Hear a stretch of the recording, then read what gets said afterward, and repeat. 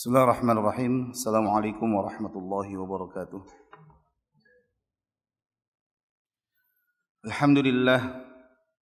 Alhamdulillahilladzi arsala rasulahu bil huda wa dinil haq liyudhhirahu 'ala ad-dini kullihi wa kafa billahi shahida. Asyhadu an la ilaha illallah wahdahu la syarika lah wa asyhadu anna Muhammadan 'abduhu wa rasuluh alladzi la nabiyya wa la rasula ba'dah. Amma ba'd. Allahumma inna nas'aluka ilman nafi'an wa rizqan tayyiban wa amalan mutaqabbala wa lisanan dzakiran wa qalban khashi'an. Allahumma inna na'udzubika min ilmin la yanfa' wa min qalbin la yakhsha' wa min nafsin la tashba' wa min da'watin la yustajabu laha. Jamaah rahimani Allah wa iyyakum ajma'in. Kembali kita lanjutkan kajian kita dari kitab Bawa'ithul Khalas minadz dzunub, atau kiat-kiat untuk berlepas dari dosa, dan kita masuk kiat yang pertama, di mana Al-Imam Ibnu Qayyim Al-Jauziyah rahimahullahu taala beliau berkata, faslun, fasal, wa amma taqwiyatu ba'ithid dini fa innahu yakunu bi umur. Maka untuk menguatkan agama, aspek yang bisa menguatkan agama, menguatkan amalan seseorang, itu terdapat pada beberapa perkara. Cara kita bisa melepaskan diri dari dosa dan kesalahan itu bisa dilakukan dengan beberapa perkara. Ahaduha, yang pertama, ijlalullahi tabaraka wa ta'ala an yu'sa wa huwa yara wa yasma', wa man qama biqalbihi mashhadu ijlalihi lam yutawi'hu qalbuhu lidzalikal battah. Yang pertama, kiat yang pertama agar kita bisa melepaskan diri dari dosa adalah memiliki sikap, memunculkan sikap pengagungan terhadap Allah tabaraka wa ta'ala. Ketika kita hendak bermaksiat, maka hendaknya kita untuk memunculkan sikap pengagungan terhadap Allah tabaraka wa ta'ala. Karena bagaimana Allah bisa dimaksiati, bagaimana Allah bisa didurhakai, padahal Allah itu melihat dan mendengar segala tindak tanduk kita. Allah melihat segala perbuatan kita, walaupun tidak ada satu pasang mata pun dari makhluk yang melihat kita. Allah mendengar segala ucapan dan kalimat yang keluar dari lisan kita, walaupun tidak ada sepasang telinga pun yang mendengar ucapan tersebut. Maka dengan pengagungan kepada Allah Subhanahu wa taala ini bisa membuat kita terlepas dari kemaksiatan dan dosa. Maka barang siapa yang memunculkan aspek ini dalam hatinya, maka hatinya itu tidak akan pernah setuju dengan perbuatan kemaksiatan. Hatinya pasti akan menolak terhadap perbuatan kemaksiatan. Berkata Syekh Abdul Razak hafizahullah taala, al-ba'ithul awwal lil khalas minadz dzunub, kiat yang pertama agar bisa melepaskan diri dari dosa, kata beliau, ijlalullahi subhanahu wa ta'ala wa i'dhamuhu, memuliakan Allah, ya, sikap memuliakan Allah dan mengagungkan Allah. Wa dzalika an yashhadal mar'u fi qalbihi jalalallahi wa 'azamatah, yaitu dengan cara seseorang memunculkan dalam hatinya sikap memuliakan dan mengagungkan Allah tabaraka wa ta'ala. Sebagaimana Allah berfirman dalam surah Az-Zumar ayat 67, di mana Allah berfirman, wa ma qadarullaha haqqa qadrih, dan mereka tidak memuliakan Allah, tidak mengagungkan Allah sebagaimana mestinya. Nah, sini sikap orang-orang yang berdosa, sikap orang-orang yang kafir, sikap orang-orang yang bermaksiat kepada Allah. Mengapa mereka bisa berani bermaksiat kepada Allah? Karena mereka tidak mengagungkan Allah sebagaimana mestinya. Wal ardu jami'an qabdatuh, padahal kita tahu bahwa seluruh bumi berada di genggaman tangannya. Seluruh bumi berada di genggaman tangannya pada hari kiamat kelak. Bahkan langit, was samawati matwiyatun biyamini, bahkan langit-langit digulung dengan tangannya, dengan tangan kanannya. subhanahu wa ta'ala amma yusyrikun. Maka maha suci Allah, maha tinggi Allah dari segala apa yang mereka persekutukan. Demikian pula dalam surah Nuh ayat yang ke-13 dan 14 di mana Allah Subhanahu wa taala berfirman, "Malakum la tarjuna lillahi waqara." Mengapa kalian tidak memuliakan Allah dengan sebaik-baiknya? Berkata Ibnu Abbas dalam tafsir ayat tersebut, kata beliau, "Malakum la tu'azzimuna Allah haqqa 'azamatihi." Mengapa kalian tidak mengagungkan Allah sebagaimana mestinya? Karena Allah Maha Agung, maka seharusnya dan sepantasnya bagi kita untuk mengagungkannya. Wa qad khalaqakum atwara, padahal Allah telah menciptakan kalian, ya, Allah telah menciptakan kalian dengan beberapa tingkatan. Berkata Imam Al-Qurtubi dalam penafsiran beliau terhadap ayat dalam firman Allah, wa atwara ay tawran ba'da tawrin ila tamamil khalq. Maknanya adalah Allah menciptakan kalian dalam satu tingkat, dalam satu fase, kemudian berlanjut ke fase berikutnya, terus berlanjut sampai sempurnanya bentuk kalian. Faman fa'ala hadza, maka di akhir perkataan Al-Imam Al-Qurtubi kata beliau, maka barang siapa yang melakukan hal ini, artinya memunculkan pengagungan kepada Allah Subhanahu wa taala wa qadira alaihi, dan memuliakan Allah, fahuwa ahaqqu an tu'azzimu. Maka faman fa'ala hadza wa qadira alaihi, maka barang siapa atau siapa saja yang bisa melakukan ini, artinya memberikan penciptaan, melakukan penciptaan secara sempurna, berkuasa atas penciptaan ini, maka dialah zat yang paling berhak untuk diagungkan. Dialah zat yang paling berhak untuk diagungkan. Wa min syawahid ta'thiri hadzal mashhad fin nufus, dan di antara contoh, ya, di antara contoh akan pengaruh aspek atau kiat yang pertama ini dalam jiwa, yaitu apa yang terjadi pada seorang sahabat yang mulia yang bernama Jubair bin Mut'im radhiyallahu taala anhu, lamma qara'a sam'ahu ba'dul ayatil lati fiha bayanu 'azamatillah, yaitu ketika dia belum masuk Islam, masih dalam keadaan kafir, kemudian beberapa ayat yang menceritakan, mengabarkan tentang pengagungan kepada Allah berhasil mengetuk sanubarinya, berhasil mengetuk pendengarannya. Wa qama fi qalbihi maqamu ijlalillahi wa jabarutihi, maka muncullah sikap dalam hatinya, sikap pengagungan dan pemuliaan terhadap Allah tabaraka wa taala. Muncullah keyakinan, muncullah, ya, perasaan yang meyakini bahwa Allah adalah zat yang menciptakannya. Allah adalah zat yang memberikan rizki kepadanya. Allah yang berkuasa terhadap segala makhluk. Dafa'ahu dzalika lil iman wa dukhulil Islam, sehingga hal tersebut pun bisa mendorong dirinya masuk ke dalam Islam, muncul padanya keimanan. Haitsu qala, di mana dia berkata menceritakan keadaan tersebut, sami'tu an-nabiyya sallallahu alaihi wasallam yaqra'u fil maghrib bit-tur. Aku mendengar pada suatu hari Nabi sallallahu alaihi wasallam membaca surah At-Tur pada salat maghrib atau pada waktu maghrib. Ini sekali lagi Jubair dalam keadaan belum masuk Islam. Dia mendengar Nabi sallallahu alaihi wasallam membacakan surah At-Tur, falamma balagha hadhihi al-ayah, sampai ketika beliau membaca ayat am khuliqu min ghairi syai'in am humul khaliqun.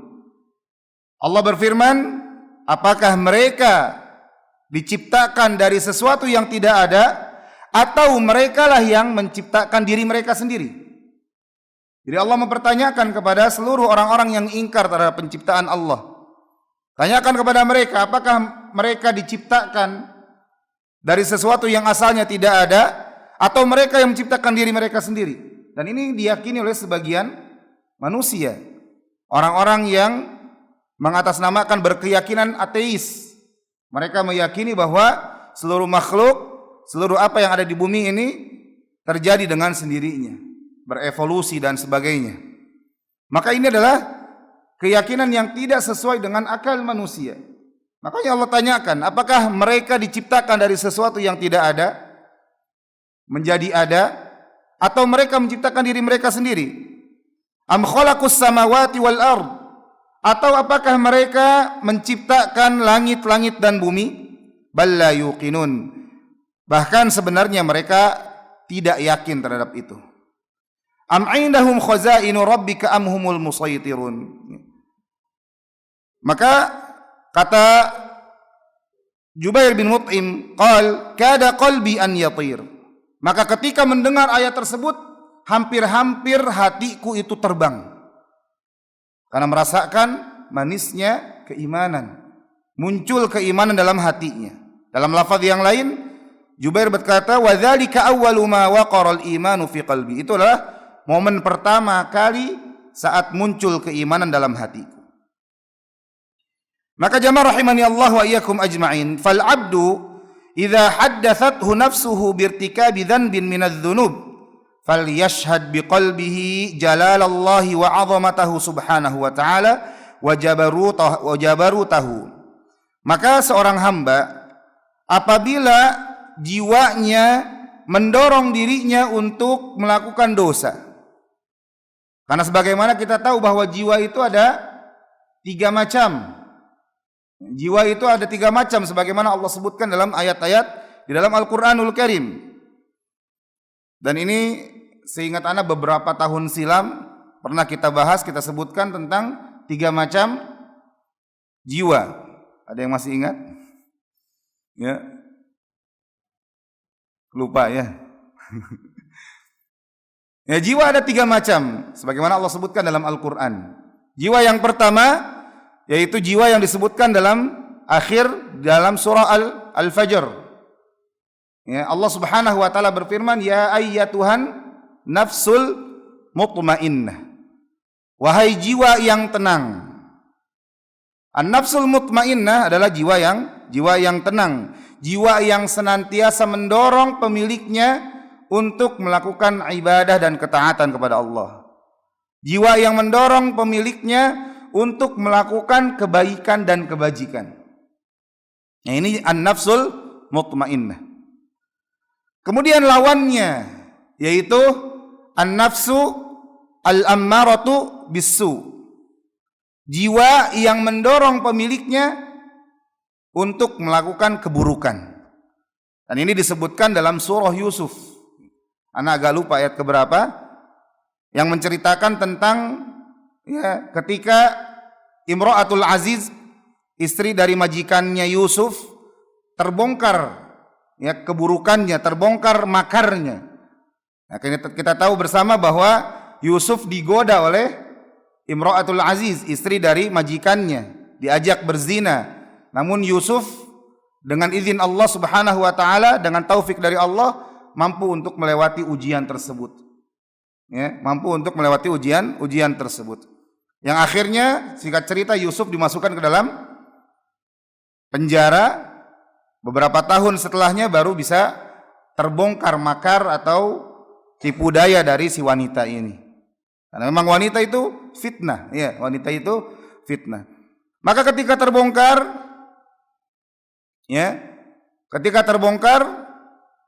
disampaikanlah kepada Imra'atul Aziz, istri dari majikannya ini, maka istri majikannya berkata, "Wa ma ubarri'u nafsi, innan nafsa la'ammaratun bisu." Aku tidak akan melepaskan diriku dari kesalahan ini. Saya tidak mau berkelit. Saya enggak mau ngeles, katanya. Karena sesungguhnya jiwa itu mendorong kepada keburukan. Jiwa apa yang dimaksud? Yaitu jiwa yang al-ammaratu bisu, yaitu yang memerintahkan kepada keburukan. Nah, ini jenis jiwa yang kedua. Adapun jiwa yang ketiga yang disebut dengan an-nafsul lawwamah. Ya, an-nafsul lawwamah, yaitu jiwa yang senantiasa mencela pemiliknya. Nah, ini pertengahan antara mutmainnah dengan al-ammaratu bisu. Kalau al-mutmainnah senantiasa mendorong pemiliknya terus untuk melakukan ketaatan dan ibadah kepada Allah. Mendorong pemiliknya untuk menjadi orang yang soleh. Lawannya mendorong untuk melakukan dosa dan kemaksiatan. Nah, pertengahan lawamah, jiwa yang senantiasa mencela pemiliknya. Kenapa dia mencela? Karena pemiliknya terkadang, karena dia manusia biasa. Sebagaimana Nabi SAW sebutkan dalam hadis yang kita bacakan di pertemuan kemarin. Kullu bani Adam khata'. Setiap anak keturunan Adam itu senantiasa berbuat salah. Terkadang dia memiliki keimanan yang kuat, yang kokoh. Namun terkadang dia tidak mampu untuk bisa mengalahkan hawa nafsunya, syahwatnya. Sehingga dia pun terjerumus ke dalam dosa. Nah, saat dia terjerumus ke dalam dosa, jiwanya yang mencelaknya. Muncul perasaan, kenapa saya melakukan dosa ini? Kenapa kok dosa yang begini seharusnya bisa saya hindari, kok malah tetap dilakukan? Dan sebagainya. Nah, ini jiwa yang lawamah, jiwa yang mencela. Dan ini kebanyakan kita minimal punya jiwa yang ketiga ini, yaitu lawamah. Kata Syekh Abdul Razak hafizahullah taala, terkadang manusia memiliki lebih dari satu jenis jiwa tadi. Terkadang ada satu sisi dirinya untuk mendorong terus melakukan kemaksiatan. Namun di sisi lain ada jiwa yang lain yang mendorong dirinya untuk melakukan amal soleh, untuk menjauhi kemaksiatan. Dan ketika terjerumus ke dalam kemaksiatan, maka jiwa lawamahnya muncul. Jiwa yang mencela dirinya muncul. Dengan itu maka dia akan tersadar dari dosanya dan akan bersegera untuk melakukan taubat dan memohon ampun kepada Allah Subhanahu wa taala. Jadi ketika jiwa mendorong seseorang untuk melakukan dosa, maka hendaklah memunculkan sikap perasaan dalam hatinya pengagungan terhadap Allah Subhanahu wa taala. Munculkan bahwa Allah itu Maha Agung, Maha Mulia, ya. Maha berkuasa, wa annahu muttali'un ala af'alihi wa aqwalihi, dan munculkan sikap keyakinan bahwa Allah menyaksikan segala perbuatan dan ucapannya. Allah menyaksikan dan memperhatikan segala tindak tanduk kita. Fa idza istash'ara al-'abdu dzalika biqalbihi, maka apabila seorang sudah bisa memunculkan perasaan ini, kaffa an irtikabil dzunubi biidznillah la mahala. Maka sikap ini, perasaan tersebut bisa menahan dirinya dari berbuat kemaksiatan dan dosa secara pasti dengan izin Allah Subhanahu wa taala tentunya. Nah, inilah kiat yang pertama yang bisa membantu seseorang, yang bisa membantu kita untuk melepaskan diri dari dosa dan kemaksiatan. Oleh karena itu, berkata Bishr ibn al-Harith al-Hafi, "Lau tafakkara an-nasu fi 'azamatillahi ta'ala lama 'asaw." Apabila seorang hamba memikirkan, menghayati keagungan Allah tabaraka wa taala, niscaya dia tidak akan berani untuk bermaksiat kepada Allah. Ketika keyakinan dirinya akan kemuliaan, keagungan, ketinggian Allah Subhanahu wa taala, akan kekuasaan Allah, maka sungguh hamba tersebut tidak akan berani, tidak akan mampu untuk melakukan kemaksiatan, tidak akan mampu untuk durhaka kepada Allah Subhanahu wa taala. Nah, ini aspek yang pertama, kiat yang pertama yang bisa membantu kita membebaskan diri dari dosa. Kemudian selanjutnya qala al-Imam Ibnu Qayyim rahimahullahu taala, berkata al-Imam Ibnu Qayyim rahimahullahu taala, atsani, aspek yang kedua, kiat yang kedua, masyhadu mahabbatihi subhanahu wa taala, yaitu memunculkan sikap cinta kepada Allah Subhanahu wa taala. Fayatruku ma'siyatahu mahabbatan lahu, maka dengan sikap ini seseorang bisa meninggalkan dosa dan kemaksiatan karena sebab cinta kepada Allah. Fa innal muhibba liman yuhibbu muti. Mengapa? Karena ada sebuah perkataan, sebuah pepatah, bahwa seorang yang mencintai akan sangat taat kepada orang yang dicintainya. Inilah dalil yang dipegang oleh sebagian orang yang takut istrinya. Ya. Seorang yang takut istrinya. Ketika ada orang yang negur, kenapa kamu takut sekali sama istri? Suami itu harus jadi pemimpin gitu ya. Langsung dia berdalil, la innal muhibba liman yuhibbuhu muti. Sesungguhnya orang yang cinta itu akan taat kepada yang dicintai. Saya enggak takut sama istri saya cuma terlalu cinta kepadanya.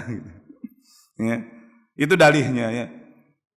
Jadi jangan takut atau jangan khawatir, jangan malu kalau kita takut sama istri. Ya, ternyata kita terlalu cinta sama istri sehingga sangat taat. Wa afdalu tarki tarkul muhibbin. Maka kata Imam Ibnul Qayyim, sebaik-baik seorang yang meninggalkan sesuatu itu karena sebab cinta. Ya, orang yang mencintai meninggalkan sesuatu. Kama anna afdalat ta'ah ta'atul muhibbin. Sebagaimana juga sebaik-baik ketaatan adalah ketaatan yang dilakukan oleh orang yang mencintai. Fabaina tarkil muhibbi wa ta'atihi wa tarki man yakhafu al-'adzab wa ta'atihi baunun ba'id. Maka sangat muncul atau sangat nampak sekali perbedaan yang sangat jauh antara orang yang meninggalkan sesuatu atau orang yang meninggalkan larangan Allah dan taat kepada Allah karena sebab cinta, beda dengan orang yang taat kepada Allah atau meninggalkan sesuatu karena Allah karena sebab apa? Karena sebab takut akan azab. Jadi orang yang takut dengan orang yang cinta itu akan ada perbedaan yang sangat jauh. Ya. Maka kata Syekh Abdul Razzaq hafizahullah taala, atsani min hadhil bawa'ith. Kiat yang kedua yang disebutkan oleh Ibnul Qayyim Al-Jauziyah rahimahullah ta'ala, yaitu mahabbatullah, sikap dan perasaan cinta kepada Allah subhanahu wa ta'ala. Sebagaimana Allah berfirman dalam surah Al-Baqarah ayat 165, walladzina amanu asyaddu hubban lillah. Dan orang-orang yang beriman, maka mereka lah orang yang sangat amat cinta kepada Allah subhanahu wa ta'ala. فَإِذَا أَشْغَلَ الْعَبْدُ قَلْبَهُ بِحُبِّ اللَّهِ سُبْحَانَهُ وَتَعَالَى صَرَفَهُ هَذَا الْانشِغَالُ عَنِ الْوُقُوعِ فِيمَا يُغْضِبُهُ عَزَّ وَجَلَّ. Maka apabila seorang hamba menempatkan rasa cinta kepada Allah di dalam hatinya, maka kesibukan tersebut, rasa cinta tersebut akan bisa memalingkan hamba ini dari terjerumus ke dalam segala perkara yang dimurkai Allah. Ketika seorang memunculkan dalam hatinya rasa cinta kepada Allah, maka rasa cinta ini akan memalingkan hamba tersebut dari melakukan perkara yang dibenci Allah. Li'anna al-ma'asiya wadh-dhunuba tufawwitu 'ala al-'abdi haddahu wa nasibahu min mahabbatillahi 'azza wa jalla lahu bihasbi ma waqa'a fihi minadh-dhunubi wal khotoya. Mengapa? Karena kemaksiatan, karena dosa-dosa bisa mengurangi bagian seorang hamba, porsi dan jatah seorang hamba dari cinta Allah subhanahu wa ta'ala kepadanya sesuai kadar kemaksiatan dan dosa yang dia lakukan. Semakin besar dosa, semakin banyak dosa yang dia lakukan, maka semakin sedikit bagian yang dia dapatkan dari cinta Allah subhanahu wa ta'ala kepadanya. Sebaliknya, semakin sedikit seorang melakukan dosa dan kemaksiatan, maka semakin besar cinta Allah subhanahu wa ta'ala kepadanya. Wali'anna al-mahabbata as-sadiqata lillahi azza wa jalla mustalzimatun limtithali awamirih wajtinabi ma yuskhituh. Dan demikian pula karena cinta yang jujur. Karena cinta yang jujur kepada Allah azza wa jalla memerlukan sikap melaksanakan perintah Allah, melaksanakan segala perintah-perintah Allah, dan menjauhi segala perkara yang bisa membuat Allah murka. Ya. Sebagaimana Allah subhanahu wa ta'ala berfirman dalam surah Ali Imran ayat 31, Qul in kuntum tuhibbunallaha fattabi'uni. Katakan kalau kalian cinta kepada Allah, maka ikuti aku, kata Nabi.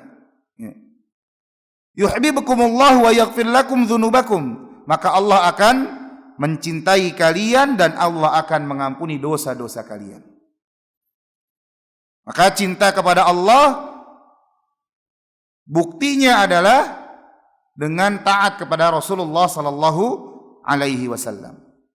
Taat kepada Allah Subhanahu wa taala, cinta kepada Allah Subhanahu wa taala, maka dia akan taat kepada Allah dan Rasulnya sallallahu alaihi wasallam. Oleh karena itu, ada sebuah pepatah yang tadi sebagiannya disebutkan, pepatah yang dikatakan ta'sil ilaha wa anta tudhiru hubbahu. Engkau berani lancang bermaksiat durhaka kepada Allah, padahal engkau menampakkan bahwa engkau cinta kepada Allah. Engkau lancang melakukan kemaksiatan kepada Allah, padahal engkau mengklaim bahwa engkau cinta kepada Allah. Hadza muhalun fil qiyasi badi'. Ini adalah perkara yang sangat tidak masuk akal. Lau kana hubbuka shadiqan la ata'tah. Karena kalau cintamu itu jujur, maka niscaya kamu pasti akan taat kepada Allah. Karena apa? Innal muhibba liman yuhibbu muti. Karena sesungguhnya orang yang mencintai akan taat kepada yang dicintainya. Nah, ini perkataan dinisbatkan kepada sebagian ulama, di antaranya kepada Imam Syafi'i, Imam Ibnul Mubarak dan yang lainnya, dan ini disebutkan dalam diwan Asy-Syafi'i, demikian pula dalam diwan Ibnul Mubarak. Nah, inilah kiat yang kedua, jamaah rahimani Allah wa iyyakum ajma'in, yang bisa menolong dan membantu kita yang menjauhi dosa dan kemaksiatan.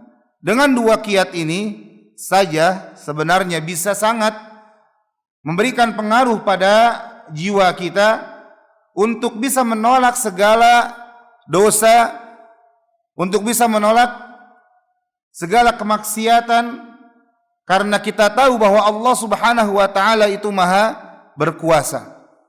Allah Subhanahu wa taala Maha agung, Maha mulia, dan sangat-sangat tidak pantas bagi kita untuk bermaksiat di hadapan zat yang maha mulia lagi maha agung tersebut. Apalagi kalau kita menyatakan bahwa saya cinta kepada Allah, kita mengklaim bahwa kita cinta kepada Allah Subhanahu wa taala, maka apakah pantas ketika kita mengklaim cinta kepada Allah namun ternyata berani lancang bermaksiat kepada Allah Subhanahu wa taala? Apakah pantas bagi kita ketika kita mengklaim bahwa kita cinta kepada Allah tabaraka wa taala, namun ternyata saat tidak ada sepasang mata pun, saat tidak ada sepasang telinga pun, kita malah berani melakukan kemaksiatan di hadapan Allah Rabbul Alamin yang senantiasa memperhatikan segala tindak tanduk kita. Maka dengan ini jamaah rahimani Allah wa iyyakum ajma'in, kita bisa benar-benar meninggalkan segala dosa dan kemaksiatan dengan dua kiat tersebut saja. Baik, jamaah rahimani Allah wa iyyakum ajma'in. Kemudian Al-Imam Ibnu Qayyim melanjutkan kiat yang ketiga, yaitu memunculkan sikap atau memunculkan keyakinan akan nikmat dan kebaikan Allah Subhanahu wa taala. Memunculkan dalam hati kita bahwa Allah Subhanahu wa taala sudah begitu baik, memberikan berbagai macam kebutuhan kita, memberikan berbagai macam nikmat kepada kita. Maka ini juga bisa membuat kita menjauhi dan meninggalkan segala kemaksiatan dan dosa kepada Allah Subhanahu wa taala. Dan insyaallah kiat yang ketiga ini kita akan bahas dan kita akan kaji pada pertemuan selanjutnya esok. Untuk pertemuan kita kali ini kita cukupkan sampai di sini. Jikalau ada yang ingin ditanyakan atau didiskusikan sebelum kita tutup majelis ini, silahkan. Allahu a'lamu bishawab. Ya, silakan.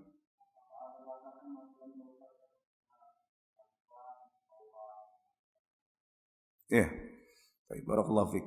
Apakah ada batasan melakukan dosa? Artinya kalau ada satu dosa atau ada seseorang yang terus bergelimpang, terus terjerumus ke dalam dosa, apakah ada batasan baginya?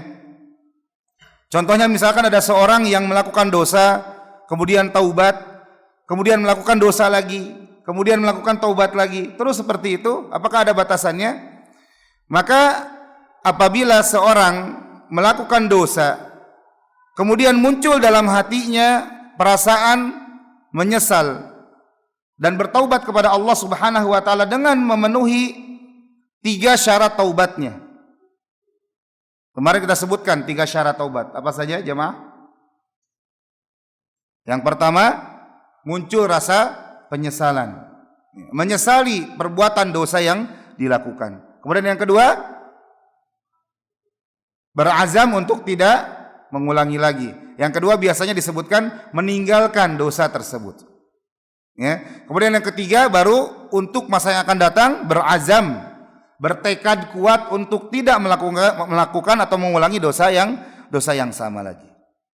Apabila syarat taubat ini terpenuhi, maka insya Allah taubatnya akan diterima. Kalau dosanya itu terkait dengan hak-hak manusia, hak-hak hamba Allah, maka ada syarat yang keempat, yaitu meminta halal kepada orang yang dia zalimi atau yang dia aniaya.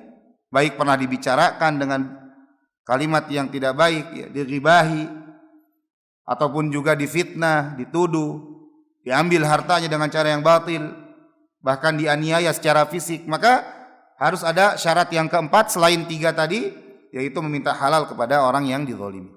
Nah, kalau terpenuhi syarat taubatnya ini, insya Allah Allah Subhanahu wa taala akan terima taubatnya. Sebagaimana Nabi SAW menyatakan, innal abda idza akhta'a khati'atan nukitat fi qalbihi nuktatun sauda. Apabila seorang hamba melakukan dosa, maka akan muncul dalam hatinya satu titik noda hitam. Fa idza huwa naza'a wastaghfara wa taba suqila qalbuh. Maka apabila dia menyesal, ya, dia menyesal, kemudian dia tinggalkan dosa tersebut, dia istighfar, minta ampun dan taubat kepada Allah, maka hatinya akan bersih kembali. Noda hitamnya akan hilang. Wa in ada zida fiha hatta ta'lu qalbahu. Namun kalau dia lagi melakukan dosa, enggak taubat kepada Allah, enggak menyesal dari dosanya, tapi terus bergelimpang dengan dosa dan kemaksiatan, terus melakukan dosa dan kemaksiatan, maka akan bertambah titik-titik noda hitam tersebut sampai bisa memenuhi seluruh relung hatinya. Sehingga ketika hatinya sudah terpenuhi dengan noda-noda dosa tersebut, sulit baginya untuk menerima kebenaran.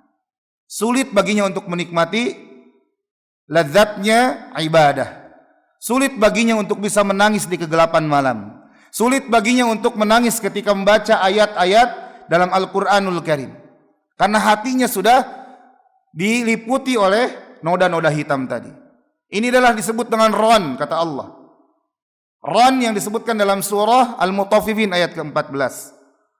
Kalla bal rana ala qulubihim ma kanu yaksibun. Sekali-kali janganlah demikian. Itu adalah ron, noda yang ada dalam hati-hati kalian karena sebab dosa-dosa yang kalian lakukan. Maka kalau tidak bertobat, hati akan terpenuhi dosa. Berbeda dengan orang yang bertobat tadi sebagaimana disebutkan, ketika dia bertobat maka hatinya akan kembali bersih. Namun kalau misalkan ternyata di waktu yang akan datang terjerumus ke dalam dosa yang sama atau terjerumus ke dalam kemaksiatan yang lain, maka kewajiban baginya untuk bersegera taubat lagi. Ya. Jangan sampai kita dikuasai oleh waswas syaitan yang membisikkan kepada kita, buat apa taubat? Wong kemarin aja udah berdosa kok, sekarang berdosa lagi. Nggak akan diterima taubatmu. Nah, ini adalah apa? Godaan syaitan yang harus dikalahkan, yang harus dienyahkan dari diri kita. Karena ingat, Nabi SAW menyebutkan bahwa Allah sangat setia menunggu hamba-hambanya untuk bertaubat. Innallaha yabsutu yadahu bil-lail liyatuba musi'an nahar. Sesungguhnya Allah membentangkan tangannya di malam hari untuk menerima pertaubatan hambanya yang berdosa di siang hari. Wa yabsutu yadahu bin nahar liyatuba musi'al lail. Demikian pula Allah bentangkan tangannya di siang hari untuk menerima pertaubatan hambanya yang berdosa di malam hari. Dan itu terus terjadi sampai hari kiamat. Maka seorang yang berdosa taubat, maka insya Allah taubatnya tetap diterima oleh Allah Subhanahu wa taala, karena sekali lagi kullu bani Adam khata'. Ketika seorang bertaubat, maka hakikatnya dia sedang berusaha untuk meninggalkan dosa tersebut. Namun ternyata an-nafsul ammaratu bisu lebih kuat, lebih berpengaruh baginya. Maka hendaknya dia untuk senantiasa bertaubat kepada Allah Subhanahu wa taala, dan ingat, at-taibu minadz-dzanbi kama la dzanba lahu. Orang yang bertaubat dari dosa seakan-akan dia tidak punya dosa. Maka jangan sampai karena seringnya kita melakukan dosa, akhirnya kita menunda-nunda taubat. Dan ini sekali lagi bentuk waswas syaitan, bentuk godaan syaitan, bentuk makar tipu daya syaitan, sehingga membuat seorang hamba menunda taubatnya, dan akhirnya terlambat taubatnya sampai datang dua keadaan padanya. Keadaan yang pertama yaitu ketika kematian menjemputnya. Kata Allah Subhanahu wa taala, "Wa laisatit taubatu lil ladzina ya'maluna sayyi'at hatta idza hadara ahadahumul maut qala inni tubtul an." Bukanlah disebut taubat yang diterima oleh Allah bagi seorang yang terus terjerumus ke dalam dosa, terus bergelimpang dengan kemaksiatan, sampai ketika kematian menjemput salah seorang di antara kalian, baru dia berkata, inni tubtul an, sesungguhnya sekarang saya taubat. Nah, taubat yang seperti ini jemaah yang akan diterima oleh Allah Subhanahu wa taala. Atau keadaan yang kedua, yaitu ketika dia melihat matahari terbit dari tempat terbenamnya. Matahari terbit dari arah baratnya. Nabi SAW bersabda, la tazalu taubatu maqbulatan hatta tatlu asy-syamsu min maghribiha. Taubat akan senantiasa terus diterima oleh Allah sampai matahari terbit dari arah baratnya. Maka sebelum datang dua keadaan tersebut, hendaklah kita untuk terus bertaubat kepada Allah. Hendaklah kita untuk terus memperbaharui taubat kita kepada Allah. Dan para ulama menjelaskan bahwa taubat itu jangan nunggu dosa dulu. Jangan nunggu dosa dulu, apalagi nunggu dosa yang kita sadari itu dosa. Karena terkadang banyak dosa-dosa yang ternyata kita nggak sadar itu adalah dosa. Misalkan kita bertemu dengan saudara kita, ngobrol dengannya, basa-basi begitu ya. Kemudian tiba-tiba dia bilang, Masya Allah ya, gemukan sekarang. Ini bukan ke ana ya, sekarang kurusan soalnya. Ya, gemukan ya sekarang. Udah pulang. Apakah kita mengira itu bukan dosa? Ya, mungkin kita anggap itu bercanda, basa-basi biasa. Tapi ternyata, apakah bisa jadi itu adalah sesuatu yang melukai hatinya? Atau kalimat yang sering didengar juga, agak hitaman ya sekarang. Ya, body shaming ya bahasa kitanya. Nah, ini terkadang sesuatu yang dianggap lumrah. Sesuatu yang dianggap lumrah. Makanya ulama salaf dahulu tidak suka namanya basa-basi. Tidak suka yang namanya basa-basi. Karena basa-basi bisa membuat seorang terjerumus ke dalam dosa tanpa disadari.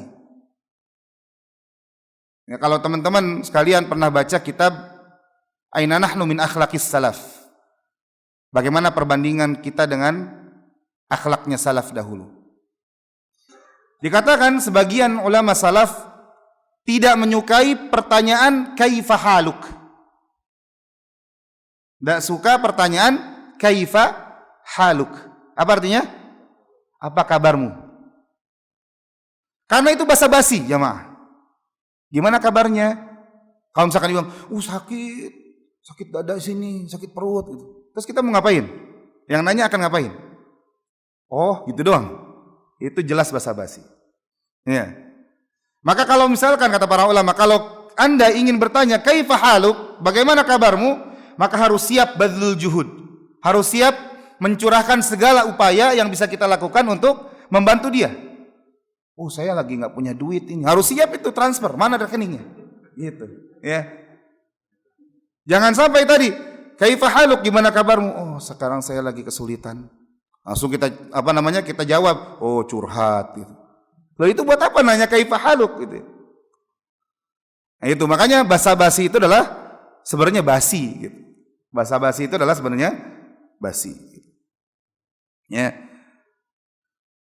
Nah, saya pernah di kota tempat kami belajar dahulu, ya di Jogja.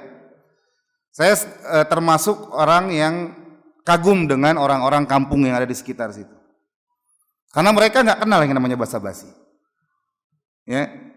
Nggak kenal yang namanya basa-basi. Kalau kita misalkan ada orang tetangga lewat, Assalamualaikum, waalaikumsalam, mampir Pak. Kalau dia mampir mau ngapain kita? Gitu. Ya. Pertanyaan atau pernyataan mampir itu sebenarnya cuma basa-basi. Betul apa betul?